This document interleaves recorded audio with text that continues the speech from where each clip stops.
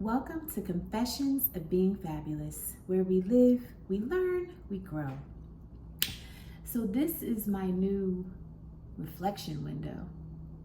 I find myself looking out this window, and I never did before, but it feels good to be right here. So I think I'm gonna sit here. But what has happened, I would say in the past couple of weeks, is that I prayed a prayer some weeks ago, and the prayer went a little something like this: God, show me me. God, if there are things in my life right now that are not serving me, show me what they are. Show me my contribution. Show me how I'm showing up in the world. Show me me. And God has been doing just that. So be careful what you pray for, because what'll happen is you'll actually get what you prayed for, but it'll come in like these roundabout, interesting ways, and it may not feel very good. And so some of what I've uncovered, some of what has been revealed to me, I am receiving it, and I'm receiving it, and to the extent that there's something I'm supposed to do about it, I'm doing what I have to do. And then other things, I'm at a loss for words, and I'm kind of like, oh, okay, what do I do with this information? So in those areas, that is why I'm making this video today. If you, like me, have prayed a prayer for God to show you you, here are some tips on what you can do when He actually does show you you. And I'm sorry if as we speak it's getting darker and darker and darker. I had all of this natural sunlight literally moments before the video, and before our very eyes the sky is getting darker because I think it's supposed to rain. I just thought I had a little bit longer before it happened. If this is too dark when it's finished, I'll reshoot it, but let's continue so I don't have to stop. But you pray, Lord, show me me. He gives you the desire of your heart and shows you you. What do you do with that information? So I would say there's no step 1, step 2, step 3, step 4 necessarily, as much as there is just an overall awareness of things you can do. So I'll share some of those things with you. So tip 1, pray and be thankful. I think that's the first good step. As much as it may not feel good, if you can just appreciate how amazing it is to have awareness in your life. There's something about having awareness, because with no awareness, you can't begin to even put strategies in place. You can't begin to change things. You can't, even if you want to change things, you may not know what to change. So awareness is everything, and that really is the first step to transformation. So if you've prayed a similar prayer, you probably prayed it because you're looking for some level of transformation in your life.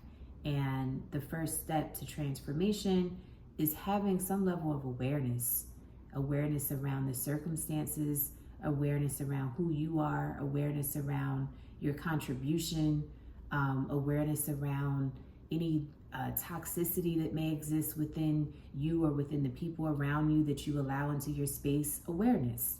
So if in the prayer being answered, it came with you not feeling so great, pray and thank God and praise God anyway, because now you have awareness. So I would say that's tip 1. Tip 2, look at what the situation is specifically for you, and now think about ways that you can see that this has shown up in other areas of life.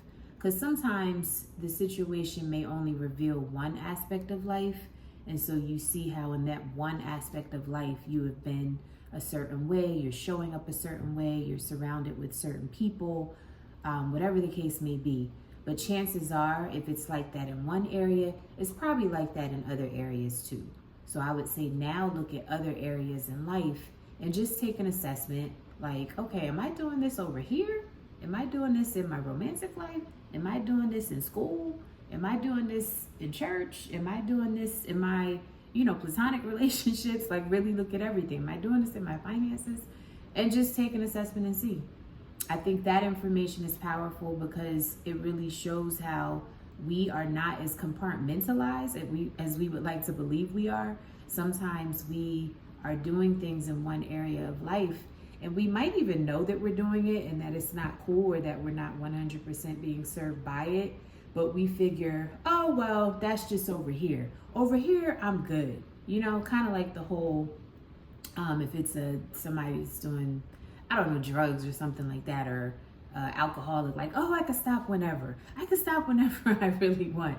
But can you now? You know, and are there signs of addictive behavior in other aspects of your life? You know, if it's not alcohol, it could be alcohol and drugs. If it's not alcohol and drugs, it could be alcohol, drugs, and sex. If it's not alcohol, drugs, and sex, it could be, you know, like, pick other areas. But chances are, if you have addictive tendencies, that's in other aspects of life. So take a look at that.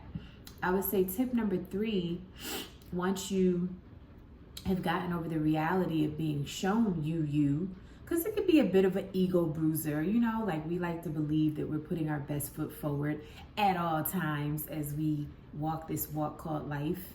And the truth is, sometimes we're just not. Or sometimes our best just was trash. This was my best, God, but it was trash. And that could be a reality that we now have to face. But again, at least you're aware. But I would say that once you've gotten over your ego, and over the reality of whatever was happening not being something that you want to continue to see in your life, now you pray for wisdom. You pray for wisdom, because I feel like the old me would have said, all right, tackle the issue, come up with a strategy, pull out the whiteboard, you know, and try to come up with ways, you know, for you and your own power to do certain things. But no, the new me is really, really understanding more and more as I get older, as I've experienced more, as I am, you know, growing deeper in motherhood. I have a 7-year-old, which, if you've listened to any video at all by now, you probably know that. If not, and this happens to be your first video, welcome. I have a 7-year-old. And just the reality of the need for wisdom with everything that we do. And I pray now for that wisdom, because I'm realizing, even on my best days, you know, the days where I put forth my best efforts, sometimes I still just get it wrong, you know? But I think that in praying for wisdom, now I've removed me out of the equation in a sense, and I've looked at myself as more of a vessel only. I'm a vessel only. And now that I'm just a vessel, I don't have to feel responsible for coming up with the strategy. I don't have to feel responsible for coming up with, you know, like, the heavy lifting. I can literally pray for wisdom, and I now, in faith, you know, and maybe sometimes you get the answer right away, but sometimes in faith, you know, and waiting for God to give me that answer. So I love that for tip 3, because it's after you've gotten over, like, the humanity of it all, you know, the awareness, and that awareness sometimes may have an interesting reaction in your life, making you embarrassed or shame or whatever. But once you get over all of that, now this is the, all right, so what you gonna do about it moment. And I like that moment to feel triumphant and not depressing. And to me, it's gonna feel triumphant if you turn it over and release it to God and say, you know what, God, I need you to advise me on how to approach, you know, what you just revealed to me in terms of moving forward. Like, what does that look like? How do I not show up this way? Or maybe there's a way I need to be showing up. How do I show up this way instead? You know, I like to talk about the person that I need to become. Who do I need to become, Lord? Who do I need to become in order to advance your will, in order to step into the person that I know you have destined me to be? Who do I need to become? What does that person look like? What does that person do? So these are all very humbling questions, because you're asking God, and you're not sitting down with your notebook or whiteboard or whatever and jumping in with all of your own human consciousness. That's so limiting, right? We're so limited. So it's almost like this is inviting God into your life in a way that assures yourself, reminds yourself, and it assures God, like, no. You're gonna guide this from here on out. You're gonna steer this ship. You're gonna steer this ship, because my steering, we was almost shipwrecked like 10 minutes ago. So those are 3 tips. I hope that they're helpful. Again, no particular order, although I suspect it probably would go in that order. Awareness is going to come first. After awareness, there's going to be a level of, some human emotions and feelings and stuff like that you have.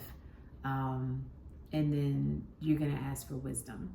So do that. If you prayed the prayer that I prayed, God, show me. And if it's hitting you in a certain way, that's making you ask, what do I do with this information? Do that with the information and see if that can be helpful in terms of you moving forward and giving it your best, but now giving it your best with God on your side. There's such a difference. Such a difference. I'm a witness. So hope that's helpful for you on today. And I hope this video is not too dark, because it was from the heart. So I would hate to reshoot it, because I'm kind of just free flowing right now. But anyway, I think I'm going to leave it regardless, because I think you can at least hear me. And I think that what I'm saying can help somebody and bless somebody. So there we have it. But happy Friday. I'll see you guys in the next video. I wish you lots of fun, laughter, abundance in your life.